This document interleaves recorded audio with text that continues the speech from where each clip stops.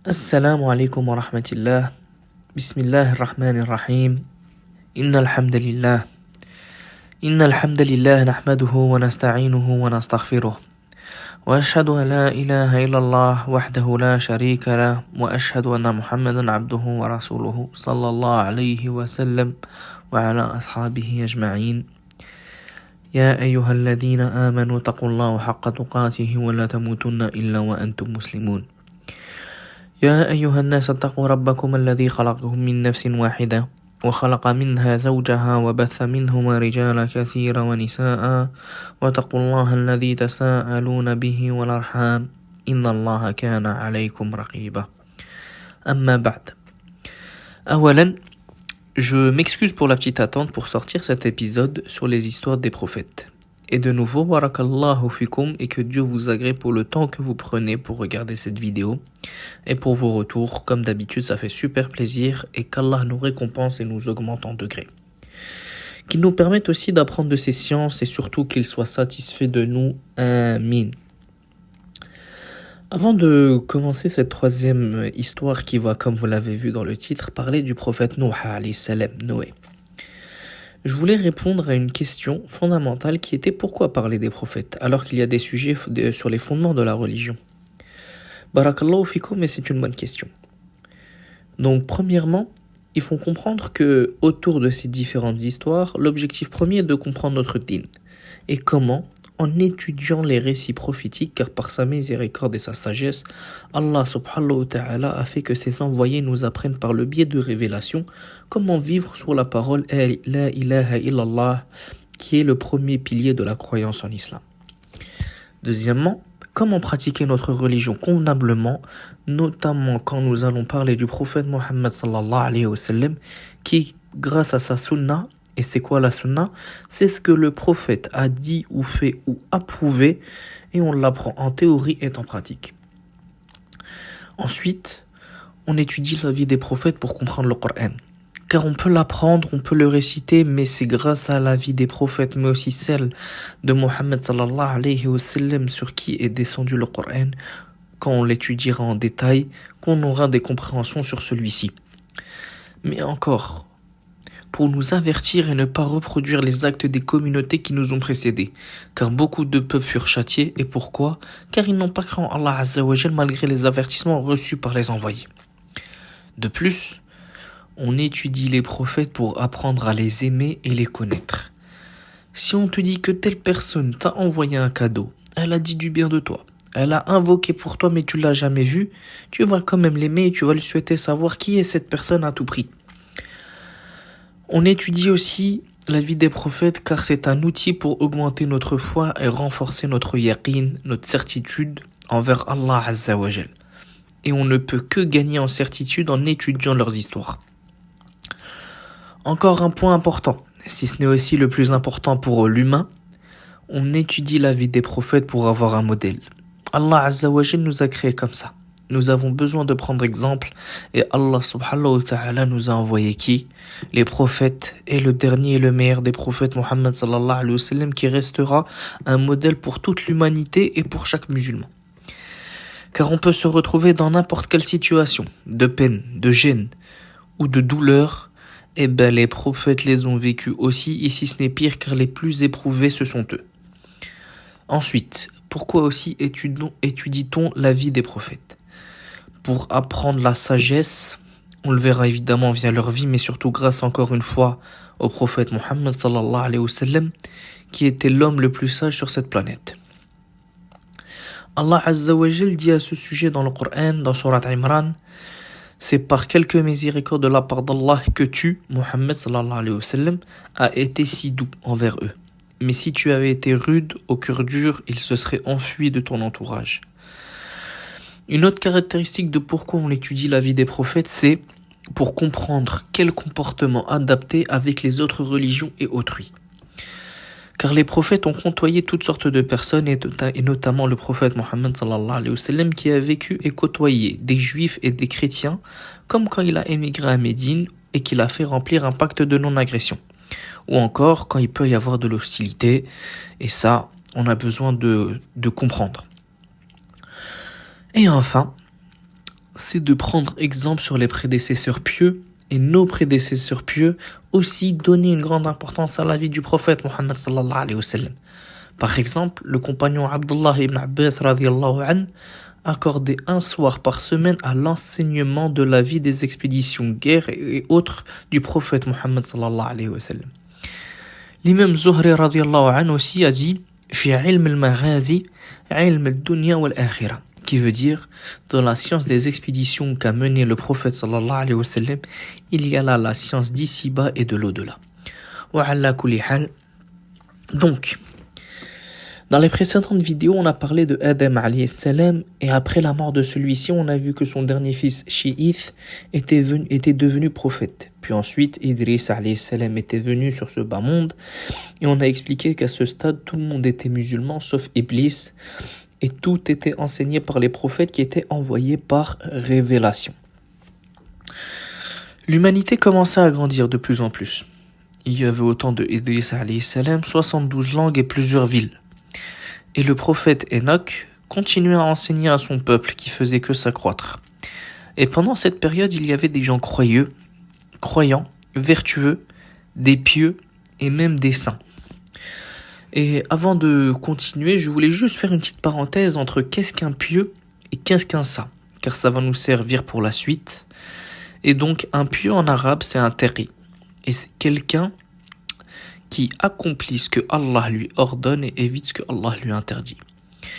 Comme Allah Azza wa Jalla nous dit dans le Coran, Ya ayyuhalladhina amanu taqullaha haqqa tuqatihi wa la tamutunna illa wa antum muslimun. C'est-à-dire, ô vous les croyants, faites preuve de piété. Et c'est quoi la piété? C'est ce qu'on a vu juste avant. Donc faites preuve de piété comme il se doit et ne mourrez qu'en étant musulman et qu'en étant soumis à Dieu. Car comme on l'a vu, l'islam signifie la soumission à qui? À Allah.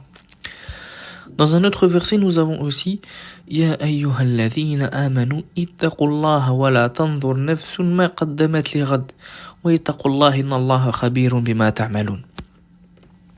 Ce verset nous parle de faire preuve de piété, de craindre Allah et de considérer ce que l'on a préparé pour demain, c'est-à-dire pour le jour du jugement dernier, que chacun pense à ce qu'il a préparé pour sa mort, comme des bagages. Pour le delà, on parle bien évidemment des bonnes actions, car la meilleure des provisions, c'est la piété. Et Allah, c'est ce que vous faites pour finir le verset. Et un saint, c'est quoi? Alors un wali en arabe, c'est un homme qui non seulement est pieux, mais en plus il persévère sur les actes surérogatoires. Il ne s'arrête pas sur l'obligation, mais il recherche l'agrément d'Allah avec d'autres tâches surérogatoires jusqu'à atteindre la sainteté, la wilaya en arabe. À l'époque du prophète Idris alayhi salam, il y avait 5 personnes qui étaient des walis. Après la mort de Idris alayhi salam, le diable, Iblis, est venu sous l'apparence d'un vieillard, un sage. Allah a donné la capacité aux djinns de changer d'apparence.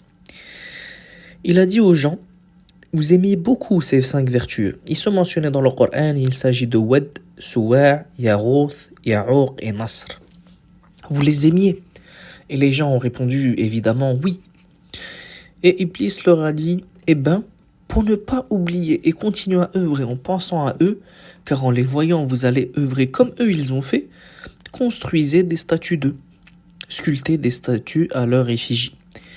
Du coup, eux, ce peuple, en pensant que c'était un homme sage, ils ont construit ces statues, mais ils ont continué à adorer Allah subhanahu wa ta'ala. Puis, bien des années plus tard, Iblis est revenu pour voir leurs descendants et leur a dit, est-ce que vous saviez pourquoi vos pères ils avaient construit ces statues? C'était pour les adorer, car en les adorant, vous allez vous rapprocher de l'agrément de Dieu, alors adorez-les. Et c'est ainsi pour la première fois dans l'histoire de l'humanité que des gens se sont mis à adorer autre que Allah et faire du shirk, c'est-à-dire associer à Allah quelqu'un d'autre. Et ce vice s'est tellement propagé à un point qu'à un moment donné, il n'y avait plus un seul musulman sur terre, subhanallah. Et c'est cette époque qu'on va appeler l'époque de Al-Jahiliya al-Awla, l'époque de l'ignorance, l'obscurantisme première, car on verra qu'il y en a eu d'autres par la suite, mais ça c'est un autre sujet que l'on verra dans d'autres vidéos, Inch'Allah. Allah Azza wa Jalla nous dit dans le Coran, il nous dit وقالوا لا تذرن آلهتكم ولا تذرن ودا ولا سواع ولا يغوث ويعوق ونسرا, qui étaient les hommes pieux qui par la suite ont été adorés. Et quand il n'y a plus eu un seul musulman sur terre, Allah subhanahu wa ta'ala a envoyé un quatrième prophète. Et ce prophète, c'était Noé alayhi salam. Noé, de son nom complet, Noé ibn Lami ibn Mutawashalakh ibn Akhnour, c'est un prénom arabe du prophète Idris, ibn Mahlayl, ibn Qaynayn, ibn Yanish, ibn Shi'ith, ibn Adam. Il y a eu donc 8 personnes qui les séparent, wa Allahu a'lam. 10 siècles, pour apporter des précisions, s'écoulèrent entre Adam et Noé alayhi salam. Ceci est appuyé par le hadith dans lequel Abu Umama radiyallahu anhu a rapporté qu'un homme demanda au messager d'Allah, Adam était-il un prophète? Oui, Allah l'instruisit et s'adressa à lui, répondit le prophète sallallahu alayhi wa sallam. Combien de temps s'écoula-t-il entre lui et Noé? Demanda l'homme. 10 siècles, répondit-il. Et combien de temps s'écoula entre lui et Ibrahim? Dit l'homme. 10 siècles, répondit-il. On demanda ensuite au prophète sallallahu alayhi wa sallam, ô messager d'Allah, combien y a-t-il eu de messagers? 315, un nombre considérable, répondit le prophète sallallahu alayhi wa sallam. Et ce hadith est disponible dans le Sahih al-Hakim ou al-Dhahabi. Nuh, il va appeler les gens à l'islam. Nuh alayhi salam. En effet, on va sans cesse le redire dans la vidéo, mais tous les musulmans sont bien musulmans soumis à Allah. Il n'y a pas eu de prophète juif ou chrétien conformément à la parole du prophète Mohammed sallallahu alayhi wa sallam qui nous dit Al-anbiya ikhwatun li'allat, dinuhum wahid wa ummahatuhum shatta, qui veut dire les prophètes sont comme des frères qui ont un même père et des mères différentes. Attention, on parle bien évidemment d'une même religion, mais des lois différentes. On ne va pas attribuer à Allah des enfants. Le prophète Nuh alayhi salam, il a vécu extrêmement longtemps. Selon certains savants, ils ont dit 1780 années, subhanallah. Et il appelait à l'islam pendant 950 ans. Et vous savez combien de personnes ont cru en son message après 950 années de da'wah, d'appel à l'islam? D'ailleurs, c'est une grande épreuve pour lui. Mais comme on l'a dit, les prophètes sont les plus éprouvés et les plus patients. Seulement 80 personnes environ ont cru en lui et étaient musulmanes à son époque. Ça veut dire qu'il se peut que, subhanallah, en notre époque, que quelqu'un, si il fait la da'wah à l'islam, par la grâce d'Allah, il peut attirer plus que 80 personnes et que Allah lui facilite. Alors que Nuh, lui, avait toutes les qualités et les meilleures pour un homme, c'est-à-dire la beauté, l'éloquence, la patience et j'en passe. Mais les gens étaient devenus orgueilleux et n'ont pas cru en son message, sauf 80 personnes. Et les autres n'ont pas seulement mécru en son message, mais ils lui ont fait du tort, ils lui ont fait du mal, ils l'ont insulté, ils l'ont frappé. Et d'une génération à l'autre, ils se transmettaient le message en disant de ne pas écouter ce fou. Mais Nuh alayhi salam voulait pour eux leur bien et agissait avec miséricorde à leur égard. Et il continuait à les appeler à la guider. Mais on le prenait pour un fou, on le jetait, on le frappait, jusqu'à ce qu'il s'évanouisse. Même sa femme n'a pas cru en lui et elle se moquait de lui comme les autres le faisaient. Dans cette grande épreuve, sa femme n'était pas un soutien pour lui. Allah subhanahu wa ta'ala a fait que le prophète Nuh fasse partie de Ulul Azm, qui sont les 5 meilleurs prophètes. Donc, c'est les prophètes qui ont le plus patienté. Il s'agit de Muhammad sallallahu alayhi wa sallam, Ibrahim alayhi salam, Moussa, Moïse alayhi salam, Isa, Jésus alayhi salam et Nuh alayhi salam. Et certains savants ont rajouté le prophète Ayyub alayhi salam. Et les plus éprouvés des gens sont les prophètes. À un moment dans sa vie, Allah a révélé à Nuh alayhi salam qu'en dehors du peu de personnes qui ont cru, plus personne ne sera guidé. Il faut savoir que Nuh a été envoyé à un peuple qui était têtu, dur. Ils avaient en face d'eux un homme doué de toutes les grandes facultés, qui les appelait à la guider et eux ils ont refusé. Dans le Coran, Allah subhanahu wa ta'ala nous dit وَلَقَدْ رَسَلْنَا نُوحًا إِلَىٰ قَوْمِهِ فَلَبِثَ فِيهِمْ أَلْفَ سَنَةٍ إِلَّا 50 عَامًا فَأَخَذَهُمُ الطُّوفَانُ وَهُمْ ظَالِمُونَ. L'imam Qurtubi rahimahullah, elle dit à propos de ce verset: Les péchés, la turpitude et la tyrannie s'étaient multipliés. Nuh les a prêchés jour et nuit en public et en privé. Il a été extrêmement patient avec eux et aucun prophète n'a subi ce que lui a subi. Il venait et l'étranglait jusqu'à ce qu'il perde connaissance, il le frappait et le chassait des assises, et malgré ça, Nuh invoquait Allah subhanahu wa ta'ala en demandant le pardon pour son peuple. Subhanallah. Malheureusement, ces invocations n'ont fait que accroître la répulsion et la fuite de son message, au point qu'un homme s'est mis à enrouler un vêtement autour de sa tête et se boucher les oreilles pour ne pas avoir à l'écouter. Et cela est mentionné dans le Coran. Il dit, Seigneur, j'ai appelé mon peuple nuit et jour. Mais mon appel n'a fait que croître leur fuite. وإني كلما دعوتهم لتغفر لهم جعلوا أصابعهم في آذانهم واستغشوا ثيابهم وأصروا واستكبروا استكبارا. Et à chaque fois que je les ai appelés pour que tu leur pardonnes, ils ont mis leurs doigts dans leurs oreilles et se sont enveloppés de leurs vêtements, se sont entêtés et se sont montrés extrêmement orgueilleux. ثم إني دعوتهم جهارا. Ensuite je les ai appelés ouvertement. ثم إني علنت لهم وأسررت لهم إسرارا. Puis je leur ai fait des proclamations publiques et des confidences en secret. فقلت استغفروا ربكم إنه كان غفارا. J'ai donc dit, implorez le pardon de votre Seigneur car il est grand pardonneur. Puis il a continué en essayant de les raisonner et de leur parler de la science.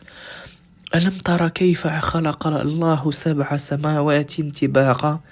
N'avez-vous pas vu comment Allah a créé 7 cieux superposés? وَجَعَلَ الْقَمَرَ فِي حِينَ نُورًا وَجَعَلَ الشَّمْسَ سِرَاجًا. Il a fait de la lune une lumière et du soleil une lampe. Et que tout ça montre l'unicité d'Allah. Et ce n'est pas vos statuts donc qui le méritent.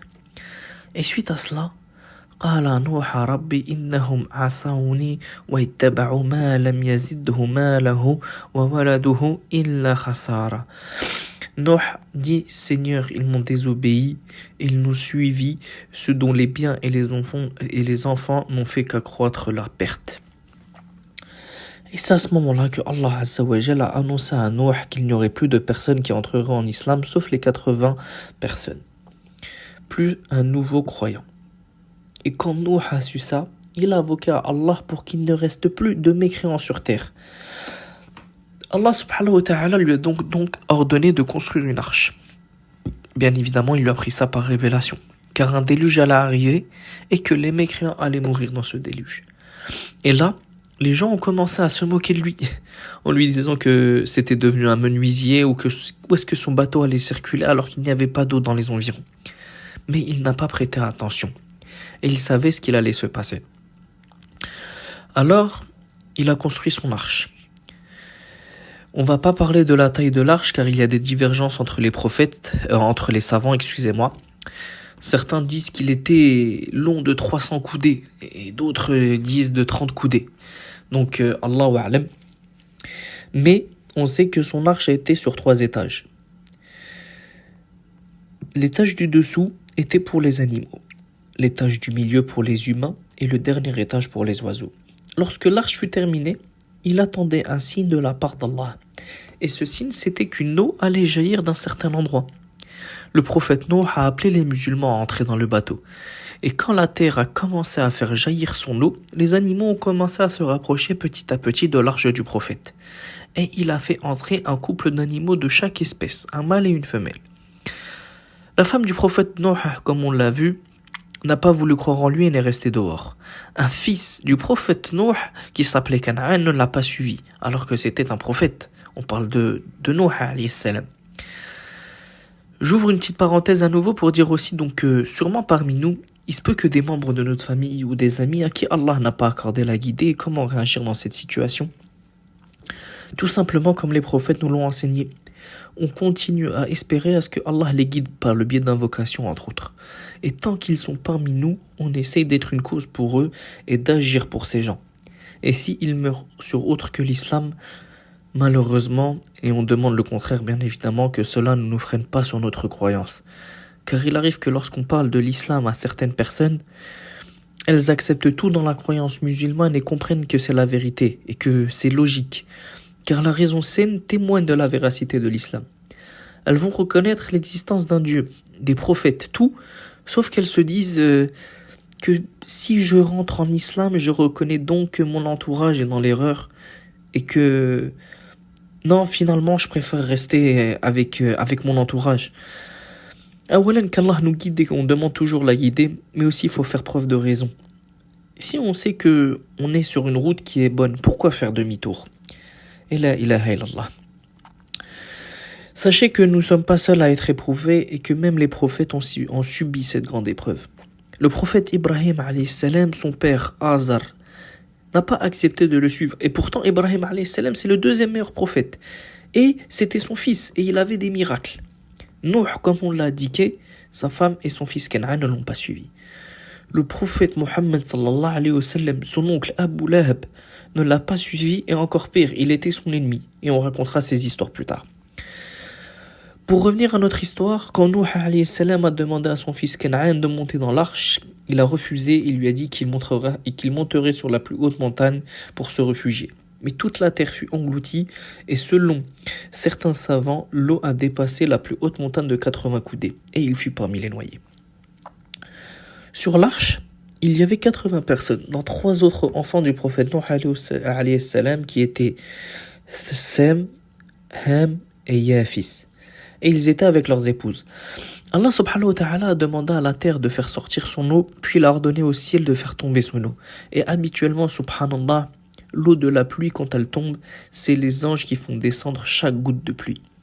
Et chaque année, il y a la même quantité de pluie sur terre, mais elle ne descend pas au même endroit. Donc la sécheresse se trouve dans différents endroits. Wa'ala kulli hal. Toute la terre fut remplie d'eau. Et ils sont restés sur l'arche pendant 6 mois. Et durant ces 6 mois, ils sont partis là où il y a la Kaaba. Mais comme nous l'avons vu dans l'histoire précédente, certains savants ont dit qu'elle a été élevée et d'autres ont dit qu'elle a été détruite. Et Allahu a'lam. Et c'est par la suite que le prophète Ibrahim avec son fils qui viendront la reconstruire, bien évidemment. Wa ala kulli hal, l'arche de Nuh a fait 7 tours autour de l'endroit où se trouvait la Kaaba, puis s'est rendu au mont Arafat. Et en quelque sorte, ils ont accompli des rites du pèlerinage que l'on connaît aujourd'hui, mais sur l'eau. 6 mois plus tard, Allah subhanahu wa ta'ala a ordonné à la terre d'avaler son eau et au ciel d'arrêter de pleuvoir. Et c'est ainsi que l'eau fut avalée. Et Allah nous dit dans le Coran, il nous dit وَقِيلَ يَا أَرْضُ إِبْلَعِ مَاءَكِ وَإِيَ السَّمَاءُ وَأَقْلِعِ وَغِيضَ الْمَاءُ وَقُودِيَ الْأَمْرُ وَاسْتَوَّتْ عَلَى الْجُودِ وَقِيلَ بُعْدًا لِلْقَوْمِ الظَّالِمِينَ. Et donc l'arche est descendue sur la montagne El-Joudi, qui est une montagne qui se situe entre la frontière de la Turquie et la Syrie. Ils sont descendus sur cet endroit le jour de Ashura, qui correspond au 10e jour du mois de Muharram dans le calendrier hégirien. Et pour remercier Allah, les musulmans ont jeûné pour les avoir sauvés. Par la suite, il s'est passé quoi? Parmi tous les gens qui étaient dans l'arche, les seuls qui ont eu une descendance sont les enfants de Nuh alayhi salam. Entre autres termes, toute l'humanité descend du prophète Nuh alayhi salam, qui est, entre parenthèses, le 2e père de l'humanité. Les Arabes hébreux, eux, descendent de Sem, d'où l'étymologie du terme les Sémites. Aujourd'hui, il y a de nombreux chercheurs qui se sont rendus près de El-Joudi et ont bien et bien découvert une épave de bateau correspondant à certaines dimensions que les savants ont mentionnées. Wa Allahu a'lam. Pour ajouter un élément, Inch'Allah, c'est que les musulmans qui ont désobéi à Allah subhanahu wa ta'ala seront dans une grande détresse. Je précise musulmans car celui qui n'a pas cru en Allah, Allah Azza wa Jal dit dans le Coran wa rahmati wasi'at kulla shay fasaktubuha lilladhina yattaqun. C'est-à-dire que la miséricorde d'Allah englobe toutes choses dans ce bas monde, sauf que dans l'au-delà, elle est réservée à ceux qui sont morts croyants et ont évité le shirk. Ils iront voir le prophète Adam alayhi salam pour qu'il intercède en leur faveur. Et selon une version du hadith rapportée par Al-Bukhari et Muslim, il leur répondra « Allez voir Nuh, votre père, après votre père ». Le prophète Nuh a vécu 1780 années, a fait la da'wa pendant 950 ans, a vécu 480 années avant sa révélation, subhanallah, et resté vivant environ 350 ans après le déluge. Wallahu a'lam. Au seuil de la mort, on lui a posé la question de comment il avait trouvé sa vie dans ce bas monde. Et il a répondu comme une pièce, une chambre qui a 2 portes. Je suis entré par une porte et maintenant je sors par l'autre porte. Voilà à quoi se résume la dunya. Car quand tu sais que tu as traversé une pièce, tu ne t'attaches pas à cet endroit. Tu ne vas pas tout miser sur ça. Et le prophète Nuh, alayhi salam, il a réduit ce bas monde, sachant qu'il a vécu plus que n'importe qui, et plus encore on peut additionner la vie de plusieurs personnes. À quoi? En résumant la vie comme une pièce vide. Il ne faut pas oublier que le musulman doit croire au jour du jugement dernier, et qu'il faut se préparer à ça, et surtout que c'est un pilier de la foi. Dans un hadith rapporté par Muslim, il est dit que le deuxième calife, Omar ibn al-Khattab radiyallahu anhu, rapporte qu'un jour, pendant que nous étions assis auprès de l'envoyé d'Allah sallallahu alayhi wa sallam, voici qu'apparut à nous un homme aux habits d'une vive blancheur et de cheveux d'une noirceur intense, sans trace visible de voyage. Personne parmi nous ne le connaissait. Il vint s'asseoir en face du prophète sallallahu alayhi wa sallam, plaça ses genoux contre genoux du prophète et posa les paumes de ses 2 mains sur les 2 cuisses du prophète et lui dit: "Ô Mohammed sallallahu alayhi wa sallam, informe-moi au sujet de l'islam." L'envoyé d'Allah sallallahu alayhi wa sallam lui répondit: "L'islam est que tu témoignes qu'il n'y ait pas de divinité si ce n'est Allah et que Mohammed est l'envoyé d'Allah, que tu accomplisses la prière, ces 5 prières quotidiennement, verse la zakat, l'aumône légale, l'impôt purificateur, jeûne du mois de Ramadan, et que tu effectues le pèlerinage vers la maison sacrée de la Mecque, si tu en as la possibilité physique et financière." Tu dis vrai, dit l'homme. Nous fûmes pris d'étonnement de le voir interrogeant le prophète approuvé. Et l'homme de reprendre: "Informe-moi au sujet de la foi, el-iman." C'est, répliqua le prophète, sallallahu alayhi wa sallam, de croire en Allah, en ses anges, en ses livres, en ses apôtres, au jour dernier, et de croire dans le destin imparti pour le bien et le mal. Et malgré cela, nous, on agit, on œuvre comme si on était éternel, subhanallah. Alors que on peut mourir dans n'importe quand, sachant que on sait qu'on va mourir, alors faisons l'effort de faire le khir. Allahumma salli ala Muhammad wa ala ali Muhammad wa ala ashabihi ajma'in. Subhanallah wa bihamdik wa ashhadu an la ilaha illa ant. Astaghfirullah wa atubu ilayk. Subhanaka rabbi amma yasifun. Assalamu ala al-mursalin walhamdulillah rabbil alamin. Et j'espère comme d'habitude que tout a été clair et n'hésitez pas à interagir avec moi. Wa assalamu alaikum wa rahmatullah.